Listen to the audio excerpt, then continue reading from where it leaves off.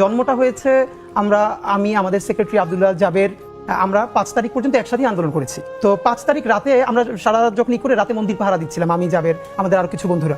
তো মন্দির পাহারা দিতে দিতে মনে হচ্ছিল যে এখানে এত বড় ভারতীয় আধিপত্যবাদ এত বছর ধরে কায়েম হয়েছে এবং আওয়ামী লীগের শুধু আইকনটা পালিয়েছে, বাকি সমস্ত হাজার হাজার কোটি টাকা প্রতিষ্ঠান তাদের রয়ে গেছে। এটা এরা সহজে এরকম ছেড়ে দিবে, ব্যাপারটা এরকম না, বরং তারা পাল্টা কু করবে, প্রতি বিপ্লব করবার চেষ্টা করবে। তা আমাদের যেটা কাজ, যে আমরা সবসময় বলি যে আমাদের জীবনে সবার জীবনে একটা জায়গা থাকে না যে আমি এই জিনিসটা দেখছি, ওকে আমার জীবনে আর কিছু দেখার নাই। তো আমাদের বন্ধুদের মধ্যে আমরা ইনকিলাব মঞ্চ যারা করি আমাদের সবারই একই ফিলিং যে আমরা জুলাইয়ে শরিক হতে পেরেছি, আমাদের জীবনে সম্ভবত এর চেয়ে ভালো কোনো পর্ব আসবে না। সুতরাং আমাদের কাজ হলো এই জুলাইকে মানে অক্ষুণ্ণ রাখা, ইনসাফের সাথে, সততার সাথে।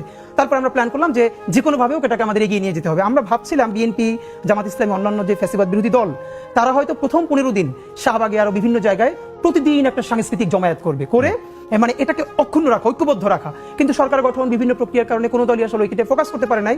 ফাঁকে দেখলাম ইসকন থেকে শুরু করে অন্যরা এই প্রথমেই শুরু করলো মাইনরিটি কার্ড, তারপর ইসকন হঠাৎ করে শাহবাগে হাজার হাজার মানুষ জমা করে ফেললো, চট্টগ্রামে করলো।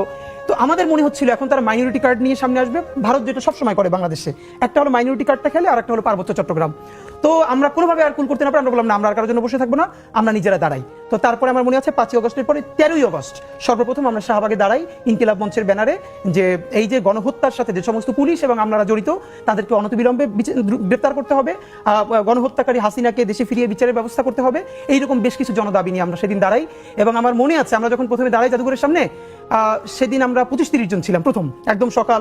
তো যখন বললাম যে আরেকটু সামনে যাই, তো আমাদের ছোট ভাইয়েরা একটু লজ্জা পাচ্ছিল যে 30-35 জনের একটা ক্রাউড রাস্তার সামনে যাবে, একটু লজ্জাও লাগছিল। সবার কাছে প্ল্যাকার্ড, আমি আর যাবে ফজর পর্যন্ত প্ল্যাকার্ড লিখেছি আমার বাসায়, মনে আছে যে কি কি লিখবো।